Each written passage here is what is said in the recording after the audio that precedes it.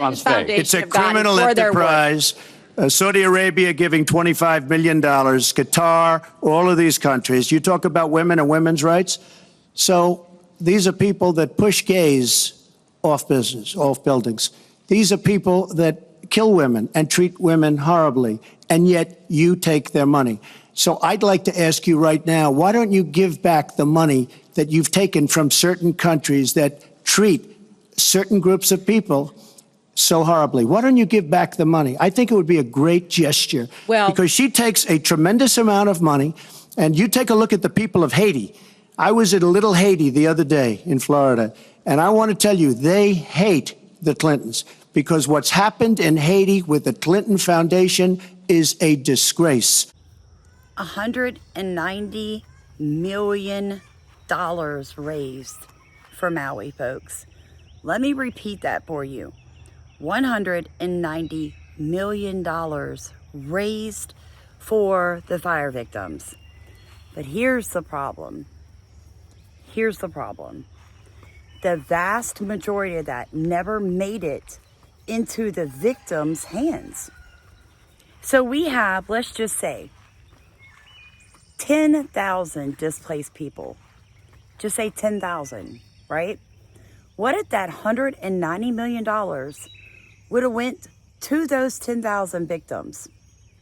Do you think they could have rebuilt their homes, bought a brand new car, paid off their old mortgage? They could have paid their land off to the bank, right? They could have cleaned their property, bought all new furnishings for their homes, and still had money in the bank had it went to the victims. But folks, you're not going to want to turn this video off because guess what? The money never made it to the victims. It made it to foundations and nonprofits. We're going to jump into that, and I'm going to tell you why. Why this is a travesty. Why this should be illegal, folks. As I dug into this topic of where $192 million had gone, folks, what I realized was the administrative cost for the Maui Fund Foundation. It's pretty high, right? So first off, you get $192 million.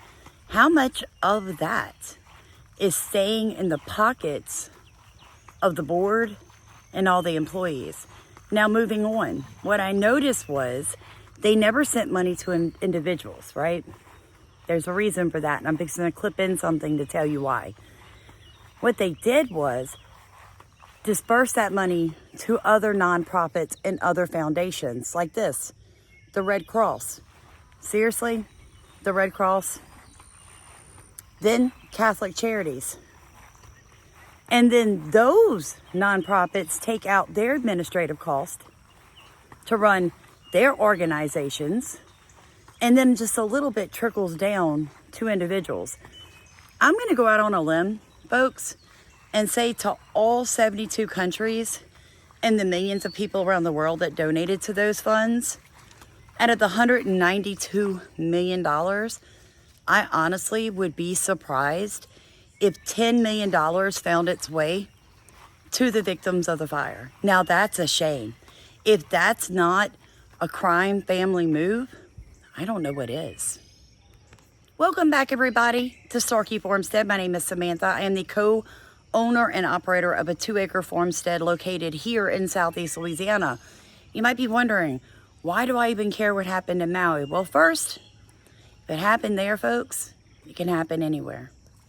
2, I believe that what we're dealing with when we're dealing with foundations and nonprofits is just another way for crime organizations and crime families to hide their money, to pad their bank accounts, and to ensure that their children always have a piggy bank available. But not only for themselves, but they want to create that family legacy. You know, again, we all look to the Bill and Melinda Gates and we see what's been done and the impact it's had in society, both globally and internationally. And many people have that dream of wanting to do that, even if it's at a local level, but they want their family to be a part of that.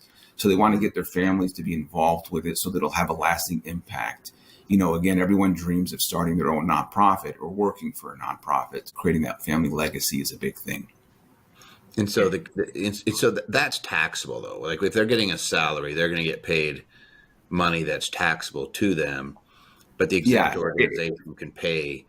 I mean, again, I always look at this and think of it, it's exempt just like an IRA or a 401k, right? But when the money comes out, there could be a tax implication if you pay it out. Here, you pay it out by having somebody work for the organization, and then they would get a salary, right? Yeah. So, and that's the thing. If you're going to get paid for it, then you will have to pay taxes on it, because you're just basically like an employee. Whether it's W-2 or a 1099 as an independent contractor, you're going to have to pay taxes. But many of them start off really small, at the very basic level, where their kids are going to be working and serving as a volunteer, possibly. But again, you can't pay yourself if you want, either way. But what they just want more than anything is for their kids to be a part of it, or their family to be a part of this charity or this foundation. Wow, you guys, I did not know it was everyone's dream to open a nonprofit or work for one. But I guess if you have serious money, it is your dream to protect it from being taxed. When people talk about changing the tax system and taxing the rich, I always start to laugh. You cannot tax their wealth, folks, because they set up the system to protect it. That's the truth. Now, guys, Stephen and I are going back to Maui. Yes, in August 1st through the 11th, 2024. We're going back for several reasons. One is always to spread the gospel of Jesus Christ and the truth, the light, and the way. But the second reason we're going, folks, I want to know where all this money is.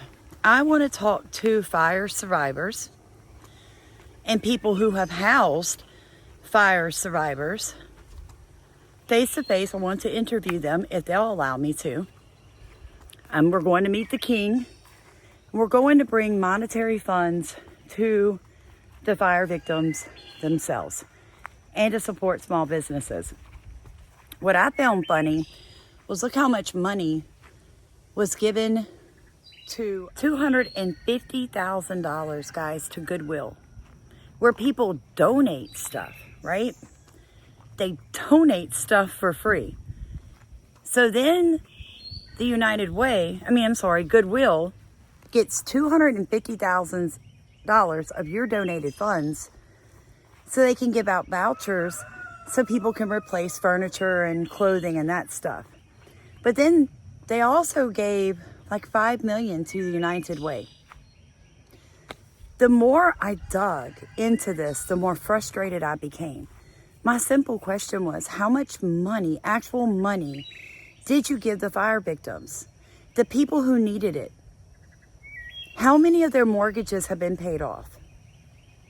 How many of them have been given money to pay medical fees for their injuries due to smoke inhalation and burns?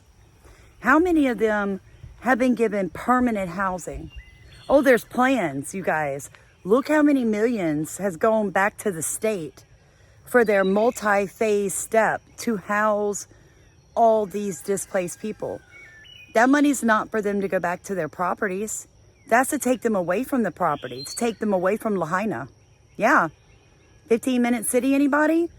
So guys, look, it's basically like this. The more I dig into these billionaires and millionaires that have put their money together to go into a fund, and people like you and I sending our $1, our $10, our $100 donations, it just went back into their pockets. It went from one main nonprofit foundation into multiple small ones where they're all run basically by the same people, because the big foundations got the most money. They got millions. Where foundations like this for women who are being abused got pennies. They got pennies compared to what other people got, folks. I would have thought this one would have gotten 10 million. They got like 100 grand. Think about it. Just think about it. It's frustrating. Guys, we need your support. We need your support now more than we ever have. We need to go back, speak to the king, talk about the sovereignty of Hawaii. So we need you guys to row in our boat, to support us and to help us. If you'd like to donate, I'm going to link in the Venmo, PayPal, Cash App, but also the Give, Send, Go, Maui #3 site. Please share that with everyone that you know. The money that we raise are going back to individuals. I've already made my mind up. The more I dug into nonprofits, because I do listen to you guys' comments, I sincerely do. the more I realize I don't want to give any money to any of them. They're getting all the money. I want to give to individuals. We need you to help us do that. Please like, comment, and subscribe, and share this video, because we're just going to keep busting them out. I'm glad they did. Here it is. This is Cut A, by the way. The source video one. And as shocking as all that may sound, it's really not at all. When you start to follow the money of who is mysteriously funding these NGOs, helping importing migrant children into America, it is a known fact that child abuse is quite common on the journey to America. It's also a known fact that Democrats love open borders. Well, here's why. As Liz Crokin pointed out on Twitter, one of the U.S. NGOs that Guatemala's government claims may be involved in child sex trafficking is the Save the Children organization, which happens to be tied to Hillary Clinton, Oprah, Bill Gates, Ben Affleck's ex-wife Jennifer Garner, and many other celebrities, and has been operating in Guatemala since 1976. In 2013, Save the Children even gave Clinton an award. Suspicious, to say the least. Look, they can call us conspiracists all they want. All we're doing is connecting the dots, and quite frankly, once connected, those dots don't paint a very nice picture of our political opposition. I was actually done with this video, folks, and I was editing it, and then I realized, I think what bothers me the most is that when you give money to the nonprofits and then they delegate out materials or clothing or gift cards to people, basically what you're saying is that you aren't adult enough, that you aren't wise enough, you aren't smart enough to be able to go get your own products or use the money in a way that you deem is necessary. I think that's what offends me about this. Now, I know the Bible tells us not to get a spirit of offense, but I kind of sort of feel a little one about this. Don't you guys? Like, all these people donated money to help the fire victims. Wouldn't it be best by just giving them the money? Just give them the money. Why does a nonprofit have the right to tell people, well, you can use this money to, sorry, I'm working in my yard. You guys know I run a farm. I don't have a whole lot of time, folks. When I make videos during my day, I'm taking away time from things that I need to be doing. So it's not me being tacky or anything else. It's me being realistic to what I do here, and I needed to come check on the baby chick. So I'm sorry I'm moving the camera around. But my point is, I feel like, I've been through storms, and I've had people come in and bring me clothing, and that's amazing, and I'm thankful for it at the moment. But I have my own particular style. Everyone does. So why would you just not bring me money and let me go buy what I want, right? I think that's what bothers me. It just smells of the World Economic Forum's 2030 agenda. You will own nothing and like it, right? That's what it feels like to me. It feels like a money laundering activity. Is there anything different about the MAUI fund and Black Lives Matter? Anything at all? Because the money never made it to the people it was intended for either time, folks. So please consider supporting Stephen and I on this trip back. We're going for truth, but that's the one thing anybody that saw us on our September and October trips can tell you is we're going to put money back in people's hands. 6 is that the family can maintain control of the foundation's purpose, the grant making, or its future. So many people think that you can only do this within a private foundation, and that's not the case. You can also do this within a public charity. Perhaps you want to be permanent directors. You can always have some clause or some provision in there that allows you or your family members to be permanent directors of the nonprofit. It gives you a veto power, and it prevents others from trying to remove you without you having a say in that. Yeah, I think the House of Clinton, or maybe a better way to put it, is the Clinton crime family. As you've been watching these one scandal after another, the whole thing to me looks like the preview for an upcoming movie called The Godmother.